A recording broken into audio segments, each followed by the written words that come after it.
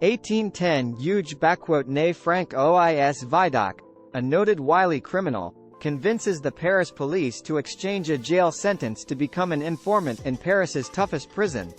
Vidocq would eventually establish the first detective force, the Sûreté of Paris. 1828 William Nicol invents the polarizing light microscope, revolutionizing the study of microscopic materials.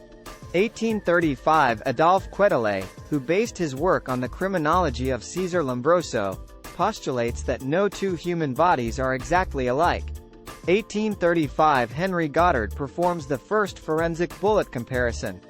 Goddard's work implicates a butler who faked a burglary Tocom MIT murder based on similar flaws in a questioned bullet and the mold that made it. 1838 William Stewart of Baltimore murders his father and is convicted based on bullet evidence, making it the first case solved by forensic firearms examination in the United States. 1856 Sir William Herschel, a British officer working for the Indian Civil Service, uses fingerprints on documents to verify document signatures, a practice recognized in India but not forensically. 1863 The German scientist Christian Schoe Diaeresis N. Bind discovers the oxidation of hydrogen peroxide when exposed to hemoglobin. The foaming reaction is the first presumptive test for blood. 1880 Henry Faulds, a Scottish physician working in Tokyo, publishes a paper in the journal Nature suggesting that fingerprints could identify an individual involved in a crime. Faulds goes on to use fingerprints to solve a burglary. 1883 Alphonse Bertillon identifies his first recidivist based on his system of anthropometry. 1887 Arthur Conan Doyle publishes the first Sherlock Holmes story. 1892 Francis Galton publishes Fingerprints, the first text on the nature of fingerprints and their use as a forensic method.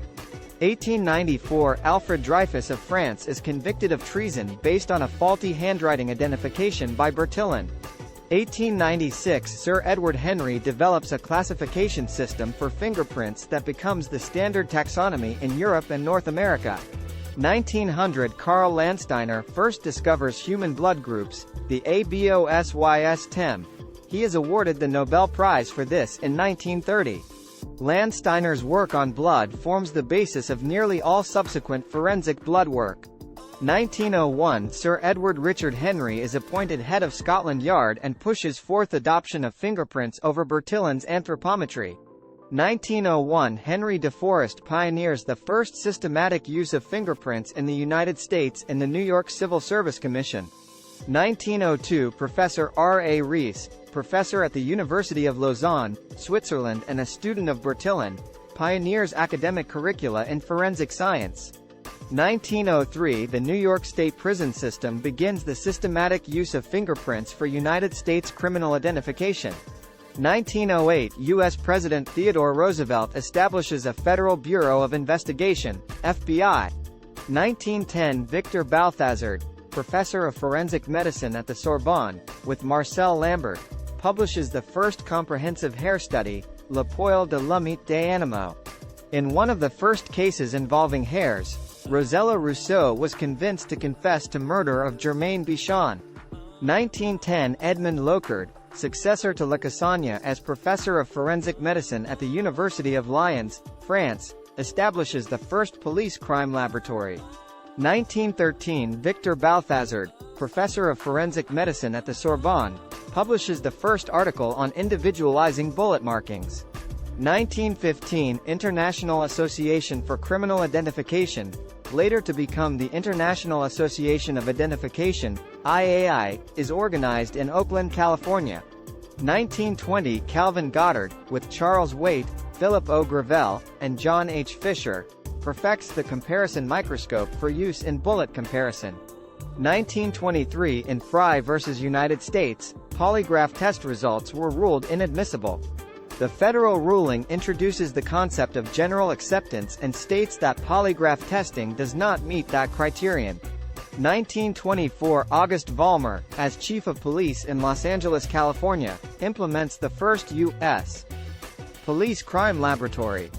U.S. Attorney General Harlan Fiske Stone appoints a young lawyer, J. Edgar Hoover, to clean house at the corrupt FBI. 1926 The case of Sacco and Vanzetti popularizes the use of the Compar ISON microscope for bullet comparison. 1932 The FBI establishes its own forensic laboratory. 1937 Paul Kirk assumes leadership of the criminology program at the University of California at Berkeley. In 1945, he finalizes a major in technical criminology. 1950 August Vollmer, Chief of Police of Berkeley, California, establishes the School of Criminology at the University of California at Berkeley. Paul Kirk presides over the major of criminalistics within the school.